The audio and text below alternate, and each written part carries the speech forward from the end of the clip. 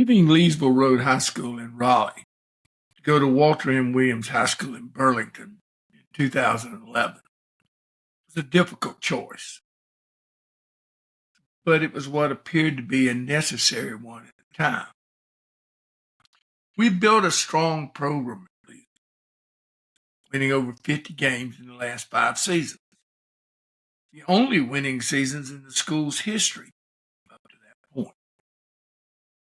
We were absolutely loaded going into the 2011 season, anchored by future NFL star Braxton Berrios, his older brother Austin, future NFL star Naheem Hines, and a solid offensive line coming back. But my wife had decided to go into the restaurant business and had opened a restaurant in Randleman, North Carolina. The drive from our home in Hillsborough to Randleman was well over an hour each way, and we felt like we would need to move closer to Randleman if I could find a good job near there. The job at Burlington Williams came open, and I decided to apply. Burlington was much closer to Randleman, and if we moved to the western side of Burlington, we could split the difference on the drives we each would have to make. The interview was one of those committee interviews where there's the principal, an assistant principal to represent the academic side, the athletic director, and a couple of other coaches. They each had pre-made questions to ask, and they went around the table asking them. I did what I usually did in interviews. I just talked and gave them a good idea of who I was, what I'd done, and what I would do in running a football program. It threw me off a little when during the interview, the athletic director, Kyle Hayes, and the principal, Nola Taylor, were whispering to each other while I was answering questions from the other committee members. And the entire interview only lasted about 45 minutes, if that. As I was walking back to my car after the interview, I called my wife and told her that was a complete waste of time and gas money to drive over here. I'm not getting this one. They didn't even seem interested. Later that day, I got a call from Kyle Hayes, the athletic director. We want to have a second interview with just you and me and Miss Taylor. Since you drove to us the last time, we'll drive to you this time. And he asked me if I'd like to meet for lunch at a restaurant not too far from Leesville Road. Hung up and told my wife, I'm shocked. They want a second interview. Then I gave her the details. And she looked at me and said, you idiot. They don't want a second interview. They're offering you the job. You need to decide if you want to do this before you meet with them. She was exactly right. That's what the second meeting was about. They were concerned that they couldn't pay me what I made at Leesville, but they got as close as they could, and I felt like I really needed to make the move. So I disregarded the money difference. So when I first got to Williams, I decided our team motto would be expect to win and find a way. Now, at the time I decided on that, I had no idea how important that would become. There was a solid senior nucleus on that Williams team, but they had not been successful during their football careers. While winning was something that Williams High School had done for years, under coaches Pete Stout and Sam Story, the past 4 years had been less than stellar. I thought that emphasizing finding ways to win rather than to lose would be what they needed. Put their past behind them and show them what they needed to do to be successful. There was talent there. They just didn't understand what it took to actually win. And I was convinced this could be a very special team. There were 2 Division I linemen up front, and there was experience at receiver and in the backfield. led by senior quarterback Harry Cohen. Now, it wasn't until baseball season was over that I got a glimpse of what Harry could do on the football field in ways other than what I just saw watching film of his junior year. In addition to being a gifted athlete, he had a way about him that made him a natural leader. Everyone gravitated to him. It was important that he understood that and that he took a leadership role, one that went way beyond just being their buddy. Harry was a competitor.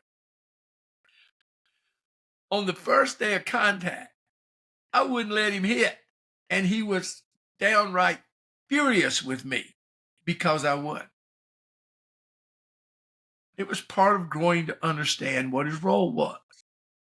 He was going to be the heart and soul of this team. He didn't need to risk injury by proving how tough he was. I already knew that. Learning what I expected of him as a leader, learning a completely new offensive system built around him, put a pretty heavy burden on him. It was fun watching him grow into both roles, team leader and the guy who made the offense quick. Our first game was at Oxford Webb, and we struggled a little early. Harry became frustrated with himself. I had to take him aside and give him what I called the talk, the one about what his role was, not just a quarterback. He had to stay positive, even when things didn't go well. I'd given that talk to other quarterbacks in the past with great success. My offenses were quarterback driven. That famous smile and joy to be playing couldn't just disappear when things went poorly. This team would go where he led it. No matter what happened on the field, he had to stay upbeat and he had to lead. He had to expect to win. He had to find a way to do it. Now, as that game went on, Harry made several big plays, and we came away with a solid win. He wasn't happy with his performance. I could see what he could become as he gained more experience. Seeing what he and his team could become didn't take long. The next week, we had our first home game against Southern Alamance and a rivalry game. As it turned out, there are several of those at Williams because there's some good football programs in Alamance County. The offense and Harry looked in midseason form as we ran and passed almost at will. Harry rung up 258 yards rushing. He passed for another 106. One of the greatest performances anyone in the area had ever seen. Let that sink in for a second. Football history in that area. That being one of the best individual performances. He couldn't have done a better job of running our offense and leading the team. Williams had a stellar program, and he was now in the history of that program. He had done it against a well-coached team led by veteran coach Henry Trevathan, who spent most of his career at the Division I level. After the game was over and I came to the building, I saw Harry sitting on the steps leading into the locker room area, still in his uniform. I asked him how he was feeling. He'd gone down on the field late in the game, and he flashed that big smile and he said, "I'm tired, Coach. I'm real tired, but it's a good tired." I went on in, not realizing it would be the last time that I would talk with him. On Sunday morning, I got a call that Harry's parents had found him unresponsive and that he had been rushed to the hospital. I drove as quickly as I could to Burlington. When I arrived at the emergency room, there was a crowd of family and teammates, and students, and community. Shortly afterwards, Harry was airlifted to Chapel Hill. That's when we all realized how really, really serious this was. The next couple days were a blur. The entire community was in shock. We spent the day on Monday with players and with students who were friends of Harry's. And everyone was a friend of Harry's. Here was a situation none of us was prepared for. There's no chapter in any coaching manual that tells you how to deal with this sort of situation. You're just kind of left to your own instincts about what is needed. You can get advice. Chances are no one around you dealt with anything like it either. Players were adamant about practicing on Monday, about playing on Friday night. They knew how much both of those meant to Harry. He kept pointing out how mad he'd be if we skipped practice or we didn't play the game. We decided short practice would give the players something to do. So we decided to go on with both. We had a very short practice on Monday. One of the worst thunderstorms you've ever seen rolled in right after we got outside. And when we went back inside, the storm continued. But it was really more about being together than getting ready to play a game anyhow. As we had gone through the day, it became more and more evident that the way we would get through this would be together, leaning on each other for strength. Harry passed away Monday afternoon. The players were in the locker room getting dressed, and a vigil was being planned for that evening when I got the phone call. After composing myself, I made my way to the locker room to tell the players. One of Harry's closest friends also got a call telling him. Had no chance to tell them myself, all in one group. This is the way they found out they had lost their friend, their teammate, and their leader. It was devastating. We had held out hope, regardless of what reports we got from doctors, that somehow there would be a miracle and Harry would pull through. There was no way this bright life could be cut short. I cannot tell you what we did the rest of the week. I have no recollection. I know we spent time together during school, after school at whatever practices we had. I know there were vigils at school for students and for the community.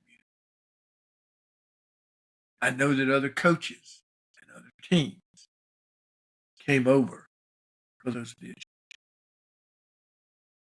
Our principal, Joe Farrell, arranged for me to be free for any players to come down and talk, or just be together and not talk. Students who were friends of Harry and who didn't play football came down to the coach's office to talk and to be together. Joe allowed them to go to class or to come to be together, whatever they needed. He exhibited exceptional leadership and compassion. There was an outpouring from all over the state, but I really can't recall all the details. Kyle Hayes, the athletic director, also provided outstanding leadership and advice in dealing with this tragic situation. I lack the words to express what Harry meant to his team, to his friends, to his school, to the community, and most of all to his family. He was the happiest person I ever met.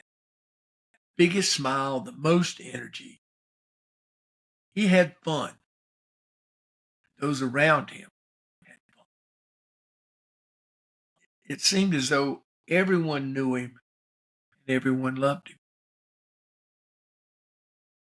The decision was made again largely at the players' insistence and with the blessings of Harry's parents to play on Friday night. Somehow, we all had to find a way to get through this. Next week, I'll be joined by one of Harry's teammates. Alex G. And we'll talk about how this team found a way. To finish this episode, here are the highlights of Harry's last game against Southern Alabama.